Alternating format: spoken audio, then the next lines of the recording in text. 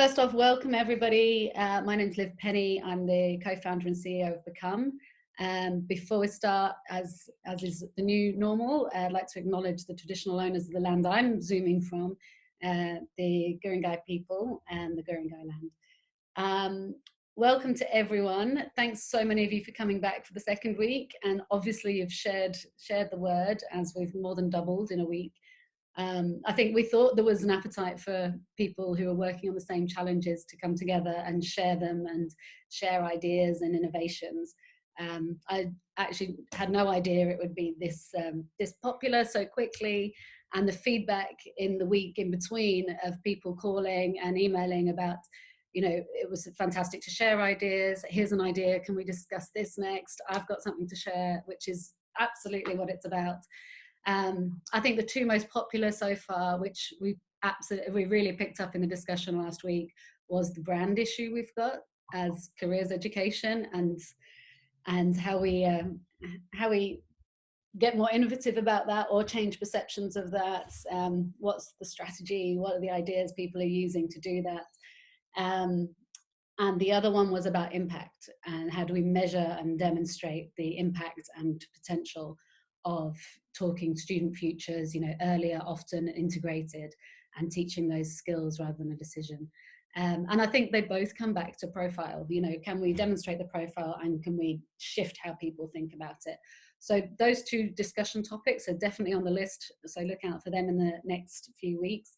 And if you have got anything, if you've given either of those a lot of thought, or done any innovation around it, excuse me, shout out and come and share your ideas. Sorry. And also, if there's any other ideas or discussions, keep them coming, keep the ideas coming. Whatever this community wants to talk about, we'll talk about. So this week we're joined on the panel by Professor Jim Bright, as last week, Professor of Career Development at ACU, author of The Chaos Theory of Careers, columnist at the SMH, amongst many other roles, but obviously the most important is Director of Evidence and Impact here at Become. And we've also got Matt Dolan here, who is Futures Educator at Linfield Learning Village. We introduced Matt last week and threw to him off guard to talk about how he got the title Futures Educator. So I'm sure we'll come back to him in future sessions when we're talking about branding and naming. But this week, we're starting to talk about work experience. And now a few people, when we've been talking about what the challenges for this year, a lot of people said, well, you know, one really tangible thing that normally happens in the program is work experience. And there's a spanner in the works there. So we might just launch a quick poll while we're doing this, just to gauge how many people are, what's everyone doing with work experience? Are there plans on hold? If we can launch that poll. Is that gone? All right, okay. So just let us know if you are planning work experience for your students this year. Are you adapting it, cancelling it, or I guess waiting and seeing, fingers crossed it'll all turn out okay. Let's have a look at those results.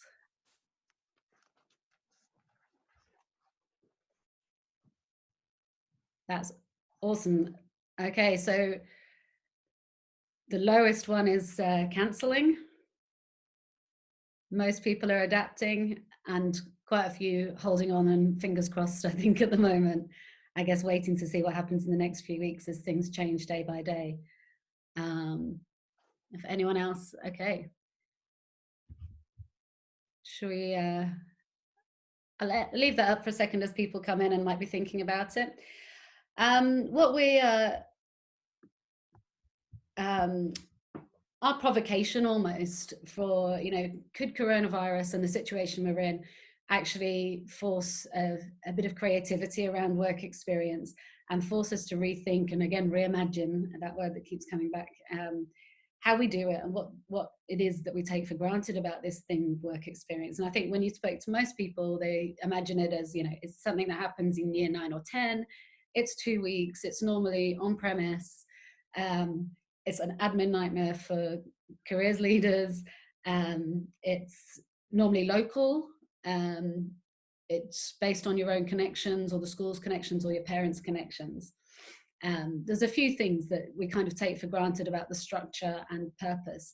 And I think from the people we've spoken to in looking at this session, the two main objectives seem to be, employability skills in general. Any work experience is good work experience, that, punctuality, being presentable, great communication skills, writing your thank you letter, all of those general employability skills, which you'd also get from a part-time job. And also the opportunity to test out your idea for your future, if possible. So when we're talking about from work experience to work experiments, the reason we've chosen that is that we want to see, is there a chance that moving to something like a work experiment opens us up to new opportunities and new benefits of this. So there's one of those, we talked about two potential benefits and objectives of traditional work experience, but I think there's normally one missing, which is the career management skills involved in it, in the planning, thinking about it, making it happen, reflecting on it. And for us, that's much more of what we're trying to do, is that career management skills, thinking actually this probably isn't going to be the job you do forever. So the chance of it being the pathway you go down is small, but what's really valuable is the fact that you've had a chance to make something happen, to design a way to try out your idea for yourself. So could this move to work experiments as a phrase mean more personalized, more about the skills and the process rather than the decision point? I give one really good example to bring this to life. What we're trying to say is that we have two aspiring soccer players in one cohort. When one of them is trying to fit themselves together with the world of work, it's like, okay, I really, really want to be a soccer player. I'm dedicated. They're both playing at elite level. One is super passionate about it, gets up every morning, does extra training, is all there. His only next question when he's designing his work experiment, his best next step is to work out, am I on track? His killer question is, am I going to make it? Is there anything else I could do? So his experiment design would be, this is a real case example of two kids in one cohort. He mapped back all of his favorite soccer players back to his age and where they were in their career, took that to his coach and said, okay, what else could I do? This is where they were on their path. I've done the research. I know exactly what league I should be playing in, how much they were training every day. Is there anything else I could do? And the coach, that interview that he planned with his coach and made happen for himself, the coach said, there's a chance you can make it. There's nothing else you can do. You're on track, but there's every chance you won't. So he'd found out his own reality check. So he had to come back for a contingency, and he found lots in the field of soccer as a contingency plan and fired up and kept going. His mate, playing at the same level, had found out in his self-reflection when he's thinking about fitting himself together with the world of work that actually I really like playing video games, and although everyone talks to me about how great I am at soccer, I'm not sure I'd hack the lifestyle. So his experiment was a very different question. His killer question was, would I like the lifestyle? And he designed an experiment not to go and play for Real Madrid for 2 weeks, which isn't possible, not to shadow his coach, which isn't that job. But his experiment was to live the lifestyle of a professional soccer player for 2 weeks. And he kept a video log. And after 4 days of getting up at 5 a.m., and he followed the Socceroos World Cup training schedule. And after 4 days, he hated it. And he was just like, I love playing soccer now, but it's not my job. It's not my future. So really different experiments that aren't the way to experiment forward and take action on their ideas for their future, but they're personal and not necessarily work experience. It also means that we could do many experiments and iterations of that as they go through, which obviously teaches them the skills and gives them the chance to master it. So that is our out there, this is what it could happen. Sometimes when it gets to, okay, one really great way to test this out would be to go physically to a place and actually experience this for myself. Absolutely valid, but not as the default only solution. So, Jim, I'm going to ask for your reflections on the whole provocation before we start finding out about hearing from Matt. Yeah, well, I mean, thank you, Liv. I mean, it certainly provoked me. frankly, I don't think either of those people deserve to play what is called football. I don't know what this soccer is that you speak of. I know, sorry. And with your accents, shame, shame, shame. I know. But putting that to one side, I mean, I just think that it's not only are the boys in that example finding out more about themselves and more about their interests, but they're also demonstrating and practicing creativity in the way they go about doing it. And they are taking ownership of that, and they're doing it in an individualized way. And that is so far removed from this kind of sheep dip sort of thing of taking these timid kids out of school and dragging them off to the local quick copy to stand in a corner feeling awkward for several days. And I think that is important. And also taking the emphasis off this, well, have you decided what you're going to do with the rest of your life? Go and do an experiment. Whereas most of the kids haven't. They may well throw something up there just to get people off their backs to say that this is what they have. But deep down, they haven't really decided. And giving people the permission to say, frankly, I haven't got a clue, and say, actually, that's fine.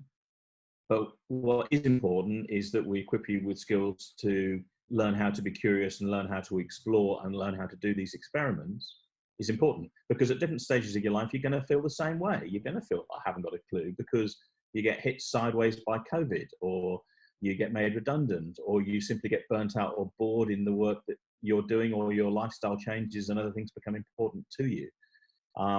So I think all of those things are built into these experiments. And I think it's a really exciting way of going about it. And what I didn't hear in that, and I'm not the expert on this, because I'm not the one who has to manage this process, but it didn't sound to me as though it was a lot more onerous to manage that process as a careers teacher, compared to what you might call a traditional kind of approach. But I'm happy to be shot down there, because that is not that's going beyond my level of practical experience.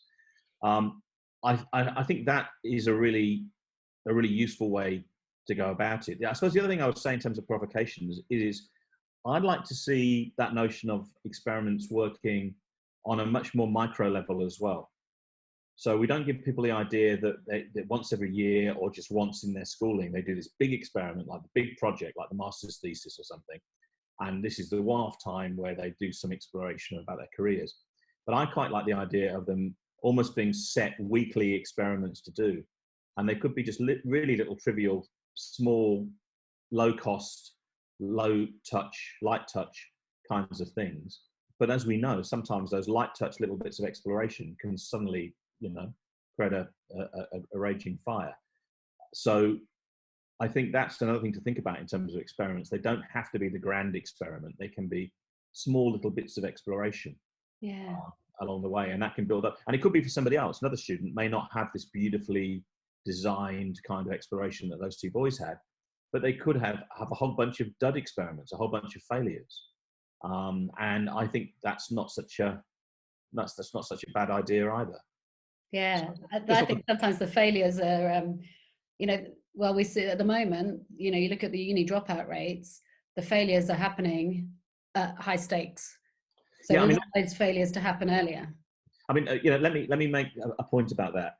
That this has been going on since Freud was a boy. People make decisions and then they change their minds. God forbid, and this is a terrible scandal, and people absolutely and then they blame, usually because it's convenient, the careers teacher or the school for failing to properly inform these students, and therefore they made a poor decision. Absolutely nonsense. It's based on a false premise that there's an ideal decision that can be made, or a perfect decision, which is nonsense.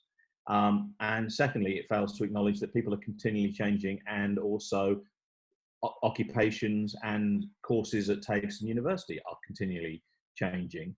So it's perfectly normal and correct that people should change their mind. So the idea that you can solve this, if you want to solve this problem of 30% turnover and dropout at, say, university or TAFE, by simply ramming more information down the gullets of gullible students, is naive and has never worked.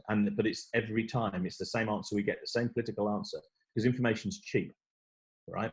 and that's why it's put forward as the answer to that. And it's always good just to blame the poor old teachers in this situation. I don't think that's the case. What we should be doing is equipping these people to make those changes of mind without a sense of shame, with a sense of curiosity, with a sense of doing experimentation and finding their way, because life is a series of experiments.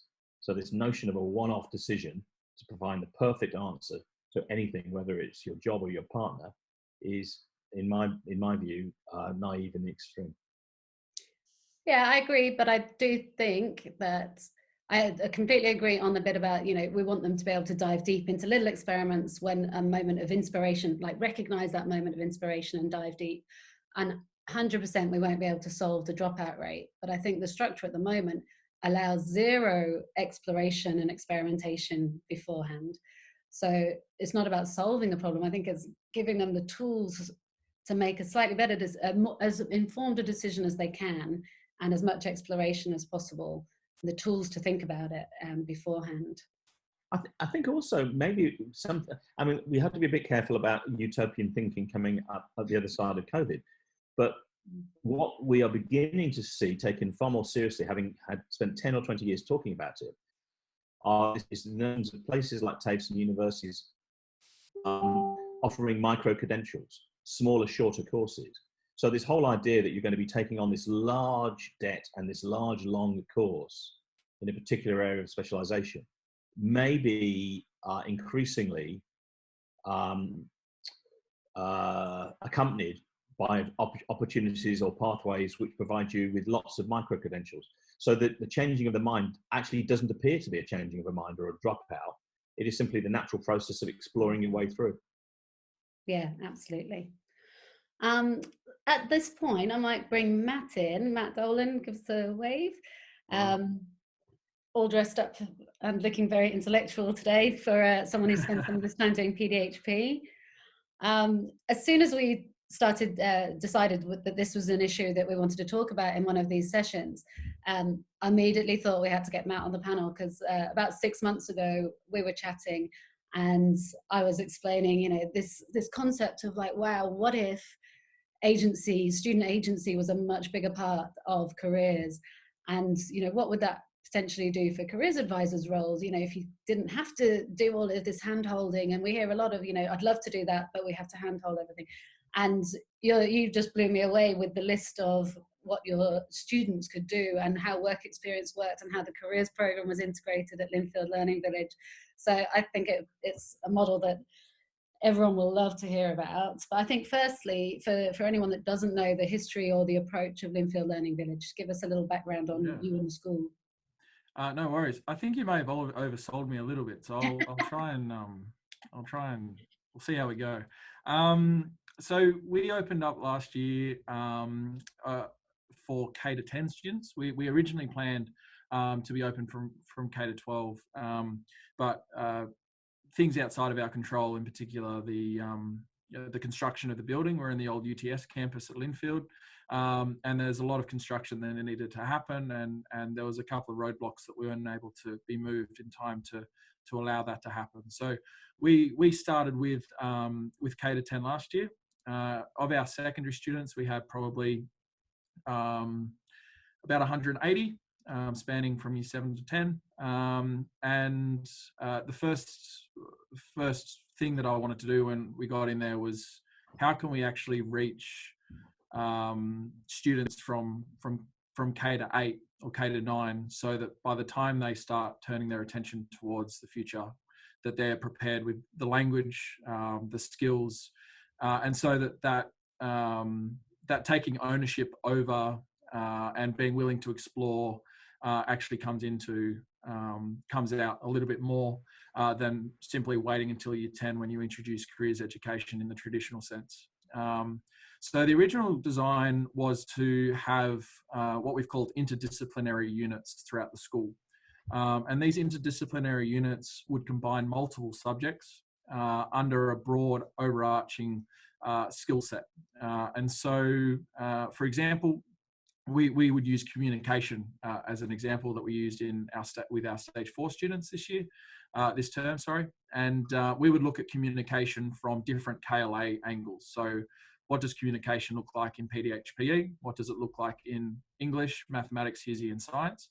And by doing that, it allowed the students to get a broad range of exposure into the skill of communication beyond simply the moment, and actually exploring the world of jobs outside. And so they were better equipped with that. And that's been a slow process. You know, the last term has really been only the first time that we've been able to do that effectively. Previously, we've done transdisciplinary units where we looked at maybe road safety across multiple different units, but this is the first time we've looked at something that's been intertwined together. The focus for careers development and futures education has really, we've started in kindergarten all the way through. So, you know, talking to the kids around that exposure to professions, not just on a one-off careers day or parent day, but actually having the teachers use the language of the skills so that the students actually get used to using that in their day-to-day language. And that's been really good, because it means that we can, you know, my job as a careers advisor, I can actually have conversations about, you know, where do you think that you might need to use communication later on? And these little kindy kids are telling me all the jobs that they think need communication, which has been really, really cool to see. A lot of what we've been trying to do from a careers perspective has been greatly supported from the senior executive, so much so that we've actually been able to design our wellbeing program and the careers program on the basis of what we've called the learning characteristics wheel. So the learning characteristics wheel was co-designed by the students, identifying key skills that they needed to develop in order to achieve success. And so they came up with a range of skills with assistance from teachers that we were able to then look at how can we actually develop these skills in our students. And we really focus in on that from K to 10, so that by the time they get to years 11 and 12 and experience more formal futures education in years 9 and 10, that they're actually able to reflect upon those learning characteristics. So the ability to self-regulate, for example, the ability to be empathetic, the ability to be collaborative in how they work. Students are actually able to use that language when reflecting on learning that they undertake, and then they can actually reflect on what jobs might actually be used moving forward. And that's been a buy-in from all the staff as well. So I've been in a really lucky position that the staff have really been driving it, and I've just been helping to upskill them with current research and things like that. Yeah. Wow. And how did that process of the student? We had a question last week from someone about, you know, we haven't talked much about student involvement in designing reimagining careers education. What was that actual process like? So we basically got the students to come up with a range of skills that they felt they identified with, or they felt that they excelled in, and we were able to create a word cloud style thing across the entire school, where students were able to identify the skills that they felt that they identified with before I even stepped in. This is purely with no background knowledge or information at all. And so what we were able to do is we were able to then give this back to the students and say, look, these are the skills that you've identified with as things that are really, really good. What might be some skills that are listed or maybe not listed that you feel you need to work on, or may potentially be missed out? And so we've been able to really activate the student voice in designing this characteristics wheel. And then we've taken that to everything. We've taken these learning characteristics back to the teachers, and the teachers have embedded these skills in their content that they're actually teaching as well. So so the students can actually see the roundabout way that these skills that they put forward have actually come through. And then by teaching those skills in the classroom, they can then go out and start exploring from there. And there's just a question from Jim there about the teachers and parents and carers, and what the kind of overlap, or did you triangulate what teachers thought the skills they needed were and parents? Yep, so we did the same activity with teachers. although we did it without having met the students, given that we only opened last year, we actually did this activity with the teachers in late 2018 before we'd even met the students. And when we when we compared the list prior to meeting the students and then after meeting the students, there was actually quite a significant difference in some of the core skills, because we opened last year, especially for our Year 9 and 10 students, there was a reason why they left their old schools. And so what we were able to do is we were able to gauge the reasons why these students may have left, and some may have been left because of bad experience in previous educational opportunities, and some may have left because of being bullied out. And so we had these, especially in our older years, these quite fragile, those who may not have necessarily been cared for properly previously. And so we were able to say, well, actually, skills such as empathy, such as compassion might be more important at this point for these students than the ability to self-regulate, or as an example. But, and so we spent a lot of last year developing the skills around the empathy, the well-being, and so that we can now lay the framework to then move on and work on some more excuse me. So we can move on to some more concrete foundational skills that, not saying that empathy isn't a concrete foundational skill, but it's it could be important to look at, the things like the self-regulation, the audacity to step beyond the bounds and test what you can and can't do in certain things. And that's where we find ourselves at the moment. Yeah, absolutely. Jim, you can talk. Jim's in the chat. It's firing off lots of thoughts to me. I mean, one thought is that I think it's a really useful thing to find out what the teacher's expectations are or views are about the skills, because that will say something about their expectations about the students and about the way that they will teach more broadly in their subject areas. So it's not just the mismatch from the student's point of view, but it's also in terms of the teacher's professional development, and also possibly the culture of the school even. I was thinking you could actually, once you've done this for a couple of years and you start to see a settled emergent pattern of the same themes coming out, if that happens, right?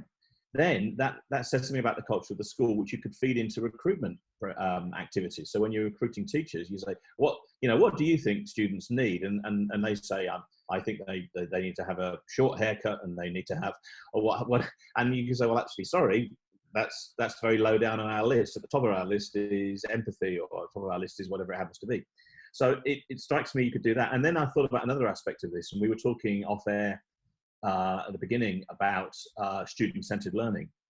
And you touched on that in what you were just saying there, that I think the other issue here is that you're going to have students who come in with a different smorgasbords of skills, and some who will be actually don't need any more communication training because they're naturally great communicators, or they're through dint of experience or hobbies or something or background have acquired those skills pretty early on, but they're lacking in some other area. So the more this can be individualized, which I think is where the technology comes in terms of interacting, the more engaged potentially the students can be, because there's nothing worse than sitting through learning a skill that you absolutely know you have. Exactly. We one of the I'm trying to condense down. I could probably talk for a long time about the journey that this last 18 months has been on for me, but we've created a program called Beyond, which is really focusing in on that individualized, where the students can actually nominate the skills that they are wanting to engage in, and activities that they feel they need to succeed with the assistance of a mentor. So if we have a student, for example, who may very well be fantastic at music, for example, we would, part of the program would be allowing the mentor to actually sit down and go through the reasons why, the feelings of the skills that they need, and all these different types of things, but then challenging them in other ways to to potentially take the skills that they've used from music, those underlying foundational skills, and transferring them into, okay, well, how can this apply to the subjects that you're not necessarily working with? And that's that individualized approach, because the mentor is able to question and challenge based on where the students are more likely to be based on their experience. It's interesting when you say that, and I'm almost playing devil's advocate to a degree, and I'm desperately trying to remember the name of. There was a very, very influential management consulting book that came out probably in the 80s, and it ended up influencing a lot of the senior leadership, executive leadership development work that was done in places like, I don't know, Westpac, Combank, and around the world. Was it called something like Top Ranking, or am I thinking of a song by Althea and Donna from 1979? Uptown Top Ranking, I think that was. But the idea was, instead of trying to waste your time developing people's weaknesses, you actually do unapologetically focus in on their strengths and not worry about the balanced or the broad student, but you basically just let them rip. You know, if this is what they're good at, let them rip. Now, I'm not trying to put that forward as necessarily a good thing at that high school level, but it is a thing. It is a philosophy that's out there, and I could certainly see on the face of it how that could lead to tremendous engagement if kids can find their strengths and work on it, and not spend all of their time struggling over iambic pentameter when they have absolutely no interest in literature or facility for it. 100%. And I think I probably didn't sell Beyond as well as I should have, and I have not a day of, actually I lie, I was a salesperson for 6 years. I should be good at this. But there's definitely a lot of celebrating the wins of their strengths as well. But I feel that the key in that context is the reflection side of things. So the students can actually reflect on why they enjoy the things that they're passionate about. Because that's where I feel that the real learning happens. In the same way as when we get to talking about work experience, if we view work experience simply as a standalone week without the reflection that goes before it, or the skill development, the reflection that goes after it, or the skill development that might happen before it, then the value of work experience is not necessarily as deep as it could be for our students. And so celebrating the wins that the students have had, and not just between yourself, the teachers and the parents, but also with each other, and building that confidence within the students. So Matt, talk us through so am I right, Beyond is almost your careers program that spans throughout the years? And is that careers is embedded within that. There are multiple aspects of the Beyond program. It's a project-based learning model that has careers aspects plus wellbeing aspects plus a whole bunch of other things thrown in together. And that's twice a week throughout the years across the school? From twice a week from 7 to 10, and then weekly from K to 6. And then, so they get a lot of exposure to different aspects of work, and are allowed to dive into different rabbit holes and make things happen for themselves through that PBL approach, through that. So they're getting that all those micro experiments as they go through that process, aren't they? That's right, yes. When it gets to traditional work, I can see in the chat people what do the training do those mentors receive? Who are those mentors, and how do you engage with them? And then talk to us a bit about how that, you mentioned there was 1 week of work experience and 1 week of reflection, which is very different. Yeah. So the week, I'll start with the training that the mentors have. So the mentors are trained up in a couple of different ways. We've been running a fair amount of PLs where specific experts across various fields will come up and actually help train the teachers up. So my role and my expertise is looking at the futures education side. We'll have our learning support teacher come up and provide training in that regard, and we'll have senior exec also step up, and the head teacher step up and run various aspects of that mentorship and those trainings. So it's school run, but each of the different experts have various trainings that are able to be used to help build the mentors up. And then for the work experience, so for a lot of, because we focus so much on the skills-based prior to year 8 and year 9. So we run work experience in both year 9 and year 10. So we allow the students the experience of that work experience week twice, which is great as we're small. But as we get bigger, I know in the back of my mind that the admin side of things is, which as you've put forward, is going to be something that we need to look at. But I feel that the way that it's been set up, in that a lot of the traditional looking at the skill side of things has been done previously, where that means we can actually focus on allowing the students to advocate for themselves and go out and actually seek out that work experience by themselves. And we run it at the end of the last 2 weeks of term 3. So in the second last week, they go out and either engage in work experience through that they have found themselves, or they have come to me and recognize the problem throughout the school, and we bring mentors in and they engage in work experience and actually fix things or change things within the school for that week. So for example, we had a student who was unable to get to secure work experience working in a preschool. And so she came to us and recognized the need for greater personalized attention given to our kindergarten kids, and actually came up with a program where she was actually then able to go in and experience a one-on-one style work experience in the kindergarten setting. And we're lucky because we're K-12, we have that ability.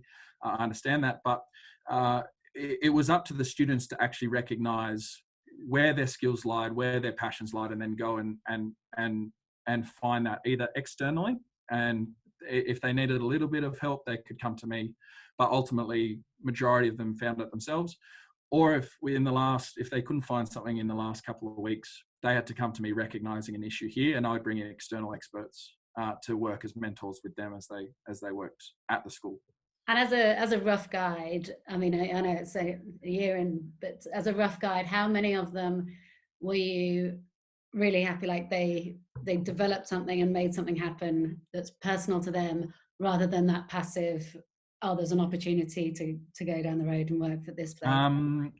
Great question. We had I think 38 students, and of that I'd say 35 had that real in-depth, genuine work experience development program, which was really good. The 3 that didn't, either the employers had an impact on that, and they actually learnt more from that, and that's why the reflection was so important the following week, because they were actually able to reflect on what they learnt. And then one of the other students decided that work experience was not compulsory in their eyes, and decided that they just wouldn't rock up. So again, we are small though, so I can imagine as those numbers grow, then knowing that we're laying the framework so that the students can actually go out or have the awareness of the school and themselves to be able to fix or change something within the school for that week has been really exciting to see. Yeah, cool. And have you, back to the kind of coronavirus shaking up what do we accept as unusual, have you had anyone breaking outside those boundaries and that physical, or do you expect that more this year? Like we're really keen that everyone doesn't go, okay, just in my own network, in my local area, something physical. But, if someone's into what we were talking about the other day, geospatial mapping, or, something in the Arctic, they can track down the expert and make that connection for themselves, like the ability to break through those networks and definitely. We there's a couple of ways that we've been able to do that, and I can imagine the way that we're looking at doing work experience this year, we probably will get some of that going. The first is through again, student agency, actually getting the students to go out themselves and find their contacts, and then coming to us, and the students being okay coming to us and asking for help has been something that we've really tried to push. The second is we've had real great buy-in from our parent community, and the P&C are really keen to be involved in the careers program and the futures education program. And so I can just shoot an email across to the P&C saying we've got this student who's really interested. We've got a lot of students here who are really interested in the nursing, vet, animal studies, so the health and biology side of things. We thankfully have a number of parents who have, if they themselves can't provide work experience for them, would at least have contacts who are able to do that. And ultimately, it's up to the students to then take that step. But we're providing them with as much exposure and opportunities to do that as possible. Interestingly, with COVID, this term, and I forgot to mention this to you, Liv. I should have mentioned, this is something that's pretty exciting. But so this term with COVID, what we've set the students up with is an option for them to choose their own adventure. And so they can choose to do KLA specific work. They can choose to continue down the Rabbit Hole project, which is their passion project that they've been working on. And then we've introduced two different types of learning experiences. We've got big quests, which take an entire week for them, and baby quests, which are smaller. So these baby quests would be things like gratitude, helping out around the house, all these different kinds of things. And they then have to reflect on that, on the skills that they're using in order to, for example, empathy is a big one and things like that.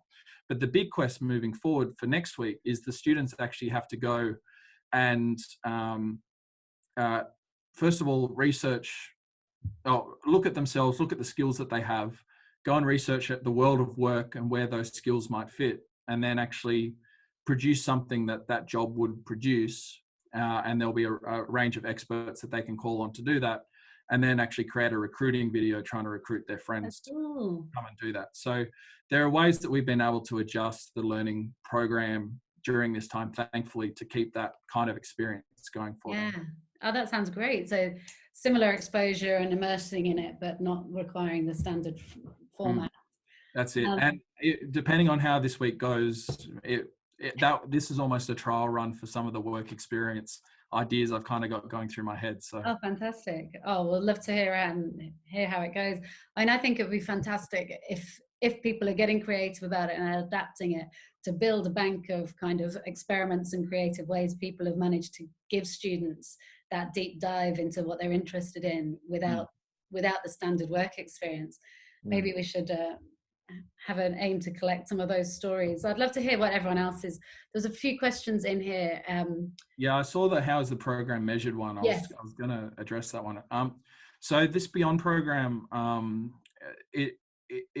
its central measurement is student reflection and honest student feedback amongst themselves, and then mentors looking at how they've developed. And so we've had a number of students who have identified certain skills that they want to develop. So the trick is, how do you measure empathy? There's no ticker box to say that you're more empathetic today than you were yesterday. But ultimately, the students, first of all, they need an understanding of what those kind of skills are, and that's where the raw teaching comes in. But secondly, through their experiences, they're able to reflect on whether or not they're developing that skill throughout. And we are able to see that as that goes. And so that program is measured through both them themselves. Yes, you can measure empathy, Jim, but in terms of to try and get the students to understand that from a 13-year-old's understanding of empathy is a little bit can be a little bit hard. And so when we measure the Beyond program, we're also looking at the students identifying the skills that they've produced and actually produce evidence of that as well. So if they've produced, if a skill that they're particularly working on, an underlying skill of communication, they may actually produce evidence of something that they've produced in English where they've talked about communication, they've been communicating, and then one again a month later, 2 months later, 3 months later, and actually showing the comparison between their communication skills throughout. And so they're able to use evidence in order to do that. And we provide scaffolding for student feedback in that regard as well. What we've done in assessments here is, rather than giving the students an A to E scale, is that we have taken the syllabus dot points and rewritten them into what we've called I can statements. And so an I can statement for the equivalent of an E, we've called it as a novice, would be something along the lines, I'll use PE, would be something along the lines of, I can identify the impact that drugs have on an individual. And using quite simplified language, all the way up to an A or a master in that specific thing, where it's looking at, I can critically analyze the impact that X, Y, and Z have. And so what we've done from a careers perspective is broken the Australian Blueprint for Careers Development down into those I can statements, so the students can actually see where they think they fit along those skills that have been developed, and that gets embedded into that Beyond program. Yeah, that's cool. There was a question up here about, do any schools not do work experience? Yes, I think that there's definitely a few that we even work with, and normally it's due to risk appetite and the admin load for it. I think it's mandatory. Where is it mandatory? Is it non-mandatory anymore in Victoria? If there's any Victoria schools here.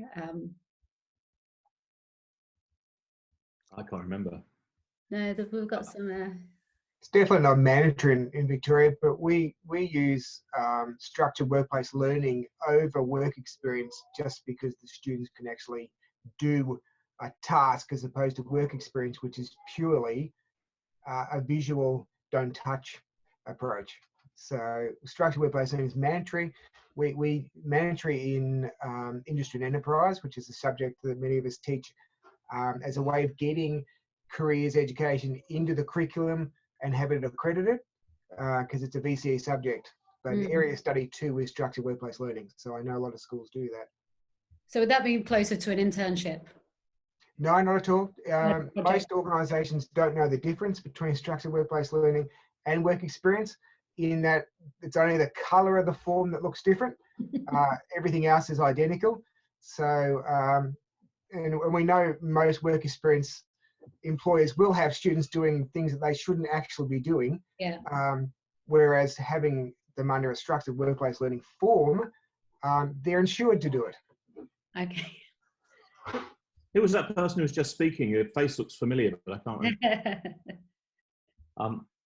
One of the things I was thinking about, that I think that I was prompted from Matt's comments, is the notion of, what does work look like? And we're all discovering that work looks like, and I actually noticed, I don't know if one of the listeners had their cat just walk across their screen a bit earlier. So work obviously involves a lot more cats and pets than it did before COVID started.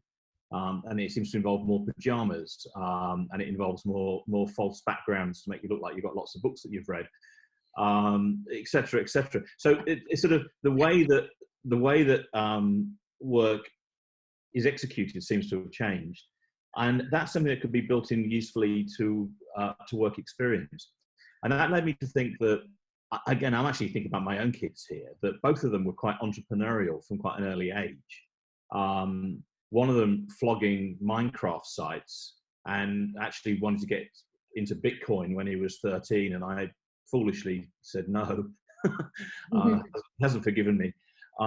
But I think that's something that would be quite an interesting thing for work experience, that kids might already have little side sort of projects going on, designing websites for people. They've got these IT skills. Some of them, not all of them, of course, have got these kind of skills that they could develop, and they don't actually want to go anywhere, but they would benefit maybe from some kind of Dragon's Den type mentoring or something like that, and that would be their work experience.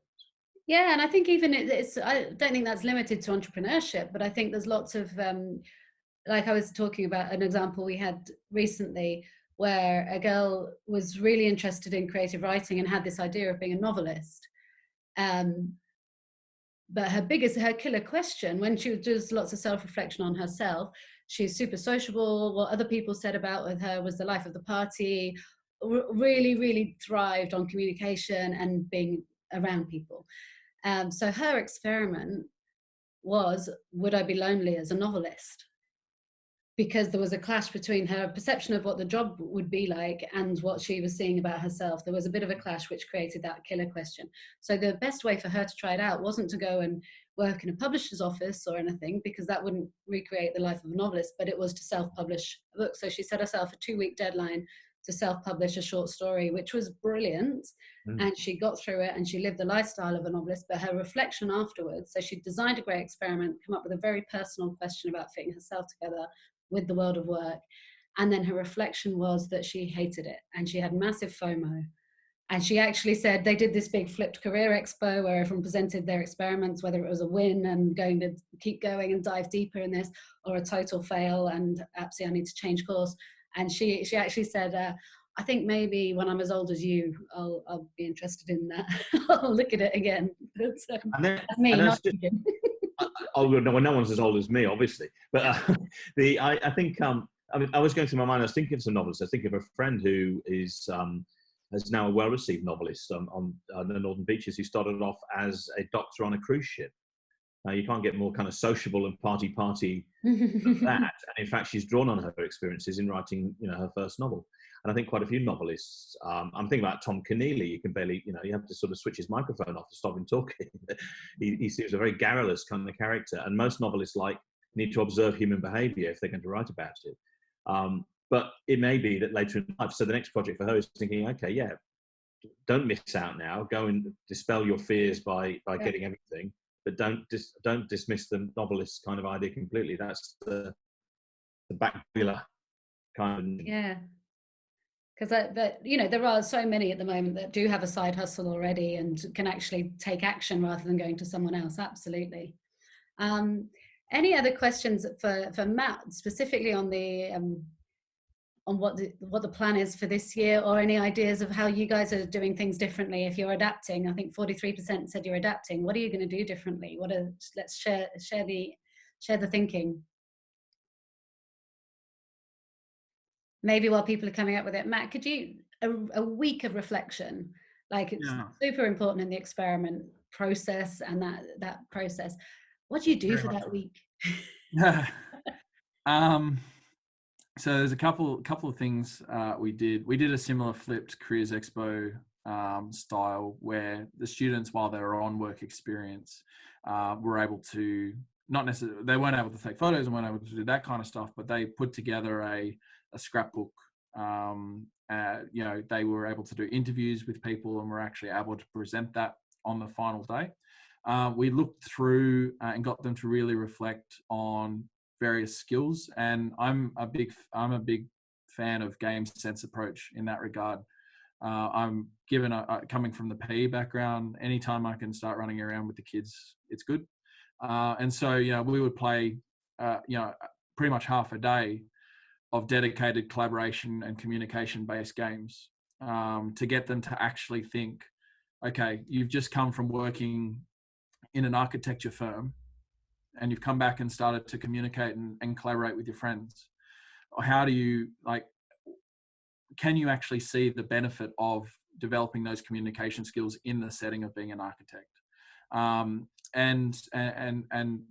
And then building upon that into hearing what other people have to say. And again, being a relatively small group of, just under 40, a lot of them were really excited to hear and celebrate the wins that people had.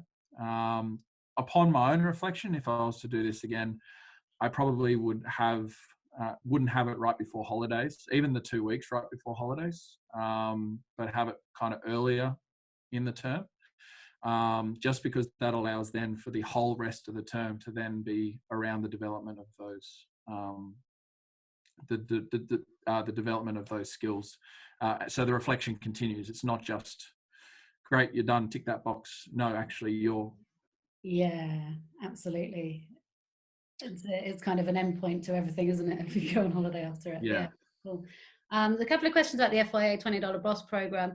I'm assuming that's in terms of that entrepreneurial learning side. It's very focused on social action project and entrepreneurial skills. Has anyone gone through it recently and happy to share? Happy to talk through it. I've heard good things from an entrepreneurial point of view. I only know stage 4 and 5 rather than, I don't know, a few people have tried it earlier and struggled with the cohort, but I think it is targeted at stage 4 and stage 5 anyway. But and drop me a line and I can put you in touch with the people who've asked the question if anyone is if anyone's got any insights. So I mean, I have to raise this when 2 or 3 are gathered. I have to talk about Trent will roll his eyes at this, but chance events and failure. I'm just wondering, is it too idealistic, or would people throw their hands up in absolute horror at the idea of trying to set up work experience which is designed to fail? And I don't mean like tested to destruction, but I meant that somebody says, you know, what I really want to be a hairdresser, so you put them in an oil refinery. So in other words, you actually, I was almost thinking of an old show on TV. I'm this old, folks, called Candid Camera, where people get set up in situations where they're wound up. So there's people trying to put oil in cars where there's no engine and things like that. So in other words, putting people in situations where they're put under a little bit of duress and they're doing things which are outside of their comfort zone in a way which is moderately controlled. Now, again, this might be better done through technology, but I think the idea of trying to simulate work experiences where you're put in at the deep end, where you're assigned something that you do not believe you have the skills to do, where you have to rapidly kind of seek out help or resources or something like that, would be a very useful thing to do. And it would kind of simulate, I think, what from research happens in people's careers where, you know, there are these unexpected twists and turns. But whether that, I'm just giving people heart attacks even raising that as a thought, because I can imagine it might be complex. Maybe there's a really elegant solution to it that I can't, you know, it's beyond my little brain, but I just think that would be a really powerful thing to do in work experience. In other words, I don't think work experience should be all about pandering to what a student thinks their needs are right now or interests are right now necessarily. A bit of provocation there might actually be quite useful, but also there's a purpose for it. It's not just simply to stir them up, but it is actually to make some important points about how they deal with unplanned events. Anyway, just a thought. Yeah. I wonder if there's a without going out to do it, maybe there's a simpler way to incorporate that learning. Yeah, maybe. Any final questions? I'm just going to share for before we wrap up. Oh, not that. So I'd love to hear. I definitely want to hear how your the big quests go, Matt. If you come back and tell us about those, it'd be really interesting, because I think when everyone's adapting, that could be a really interesting model for this year. Oh, definitely. I'm happy to share that as well, if it's successul. If it's not successful... We want the failures as well. Actually, the failure might be more of an example than I think so. Yeah, I'd love to hear that, how that goes. Thank you so much for joining us and sharing all that. Sorry to put you on the spot and raise expectations, but I think it was really valuable. And I think, you know, don't underestimate how innovative you're being, and how brave, doing everything differently for the first time in a new context and a new school. It's amazing to see. Next week, I am going to put my email in the chat if people do have follow-up questions. If they want to email me, so please feel free. Fantastic. And we've just next week, it's National Careers Week. I hope everyone's got lots planned. We thought it was time to dive into the big one, the mismatch of aspiration and opportunity, which means the narrow aspirations and the concentration of career aspirations that we see from the PISA results. But actually, when we look locally, we see even more concentration, and also the misalignment of aspiration and potential.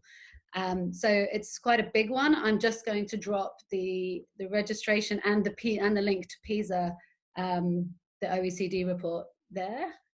And thank you, Yvette has already done it. So there's the link to next week's event, the PISA report. There's a webinar. If you haven't seen it, it's Andreas Schleicher and Anthony Mann, who did the analysis on the results, talking about what we should do differently about career concentration. And I've never seen them dive into that aspiration side of the PISA results so deeply as this year. So have a look. It's a short webinar, or you can flick through the PowerPoint, but we'll be diving into that next week. And a great article that was shared today, which is that one in the Atlantic, which is just fun to read, which I thought we'll just share as a bit of bedtime reading for you. Thank you so much, everybody. Share the love again for next week, and also let us know absolutely if you've got discussion topics, or you've got something you'd like to share and you think would be valuable for the rest of the community. And have a great weekend. Thanks, Liv. Someone's just jumped in. The interview initiative, a 5-minute interview. Oh, that's a fantastic idea. And the skills to track down that person to interview. Just talking about, it takes 5-minute career interview with someone, and a bank of information for other students to use. Yeah, that's really, really good. It's just such a simple way to prototype your ideas and find something. And I think that's what the Stanford D School uses. Their main way of students doing experiments on their future is a conversation prototype. Yeah, would love to hear how that goes as well, Maggie. At any time you've done something new, we'd love you to come and share it in this forum. Yeah, definitely. I think that's one thing that's so good at is teaching the kids to really value the love of learning, which is really, really cool, just through a different mode. And I think that's really important. So yeah, and be confident that they can take the initiative to dive in. Like that they can actually go, oh, actually I can reach out to somebody and have that conversation, and ask them those questions. Yeah, it's fantastic. Definitely. Thank you, everyone, and see you soon.